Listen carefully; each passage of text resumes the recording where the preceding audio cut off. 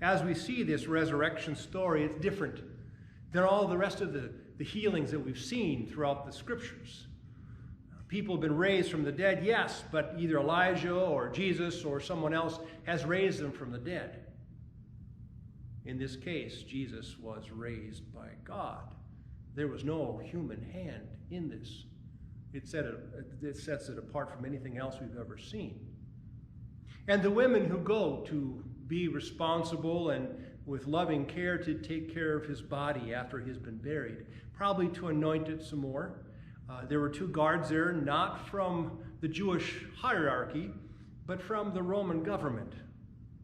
I find it interesting that they required 2 guards for this. What was so special about Jesus that they needed 2 Roman guards to watch his tomb so that no one would take the body? What difference would that make? Jesus must have made a bigger impact than they thought or willing to admit.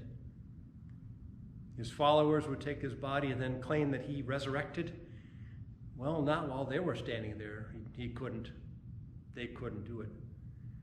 But we see that in a shining blaze of lightning, like whiteness, an angel from the Lord comes, not in a dream, but in a physical form, to move the rock, to sit upon it, and talk to the women, and assure them that there was nothing to fear.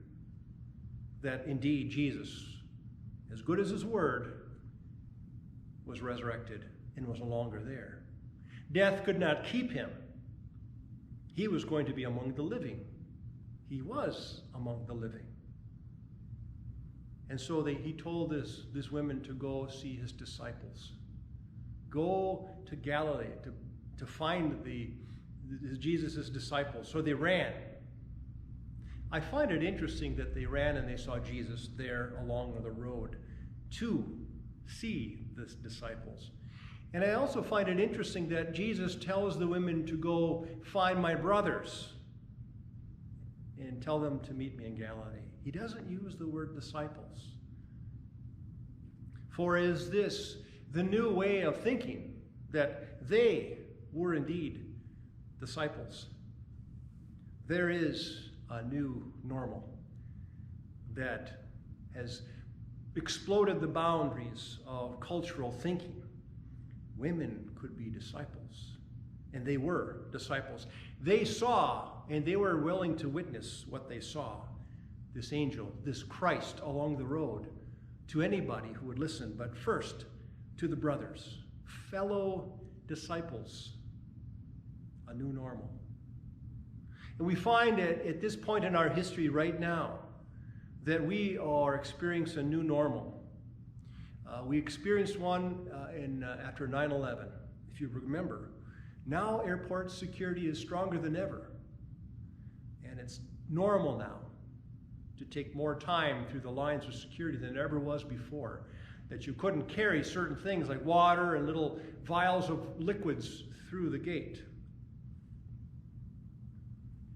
A new normal for all of us, now that this virus has come and has shut many things down. And as we come out of this, there will be a new normal. And I don't know what that'll look like. But I do know that as human beings, we've adapted to everything throughout our history. We've adapted to cold, to heat. You find people living anywhere on the earth. We've adapted to a lot of different things. And this is no different. We'll find ways to adapt to this. And into the Gospel's lesson today, Jesus is there, part of this adaptation for us. How we view Jesus, how we witness to the gospel of the Lord, will be new and different in many ways. We'll be creative, finding new ways to witness the love of God for our fellow persons, for our world, for the nature that we live in, for the earth. We may have to wear gloves and who knows what. Sanitize everything. I may not go to the health club anymore. Who knows what's going to happen with that? Groups of people may not be allowed. We don't know. But we do know that Christ, who was resurrected from the dead, who met the women on the road and established a new normal and continues to establish new normals so that we can see God in a new light always and continue in his care. For that's the beauty of the resurrection, that Christ is with us no matter what.